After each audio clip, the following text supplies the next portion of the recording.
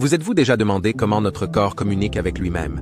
Ce n'est pas de la magie, mais un processus complexe et fascinant, connu sous le nom de transmission de l'influx nerveux. Ce processus est la pierre angulaire du système de communication interne de notre corps, qui nous permet de penser, de ressentir et d'interagir avec le monde qui nous entoure. Du bout de nos orteils aux neurones de notre cerveau, la transmission de l'influx nerveux est le langage silencieux que notre corps utilise pour fonctionner. Alors, attachez vos ceintures, car nous sommes sur le point de percer le mystère de la transmission de l'influx nerveux. L'histoire commence avec un neurone, l'unité de base de notre système nerveux. Imaginez un arbre dans votre esprit, et vous aurez une idée approximative de ce à quoi ressemble un neurone. Cette structure arborescente comporte plusieurs éléments clés. Il y a le corps cellulaire, le tronc de notre arbre, qui abrite toute la machinerie vitale du neurone. De ce tronc partent les dendrites. Celles-ci agissent comme des racines, absorbant les informations des neurones voisins. Vient ensuite l'axone, une longue structure en forme de câble qui sert d'autoroute aux neurones en envoyant des signaux électriques sur toute sa longueur. Enfin, les terminaisons de l'axone, les feuilles de notre arbre, transmettent ces signaux aux neurones suivants. Chacune de ces parties joue un rôle crucial dans la fonction de réception, de traitement et de transmission des informations du neurone. Un neurone est, par essence, une minuscule autoroute de l'information. Un influx nerveux ou potentiel d'action naît lorsqu'un stimulus dépasse un certain seuil. Mais que se passe-t-il exactement au cours de cet événement fascinant? Entrons dans les détails. Lorsqu'un stimulus est suffisamment fort, il modifie la perméabilité de la membrane du neurone aux ions sodium. Ce changement permet aux ions sodium d'entrer en masse dans le neurone, ce qui inverse l'équilibre électrique et provoque une dépolarisation rapide.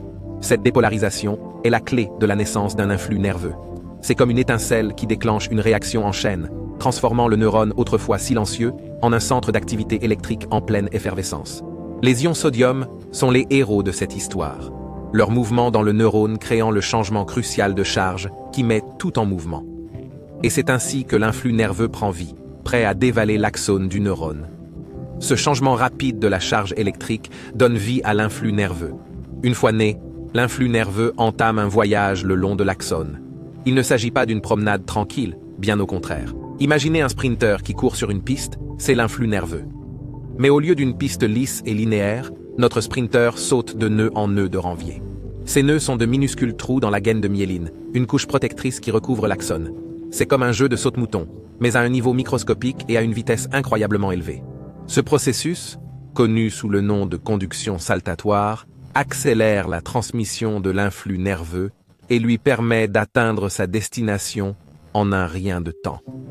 Cette destination, le terminal de l'axone, la ligne d'arrivée de notre sprinter.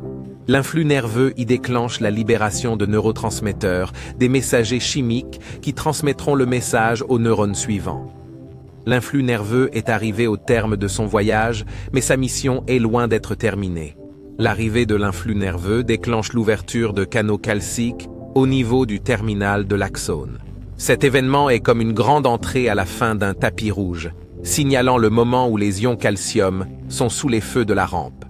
Lorsque ces ions affluent, ils jouent un rôle clé dans l'étape suivante de ce processus complexe. Ils incitent les vésicules, minuscules unités de stockage à l'intérieur du neurone, à libérer des neurotransmetteurs dans la fente synaptique. Imaginez ces neurotransmetteurs comme de petits messagers transportant l'information de l'impulsion. Ces messagers n'errent pas sans but. Ils ont une destination spécifique, les récepteurs du neurone postsynaptique. Chaque neurotransmetteur s'adapte à son récepteur comme une clé dans une serrure, garantissant ainsi la transmission du bon message. Cette liaison peut entraîner une réponse excitatrice ou inhibitrice, selon le type de neurotransmetteur et de récepteur concerné. Et c'est ainsi que l'influx nerveux a délivré son message.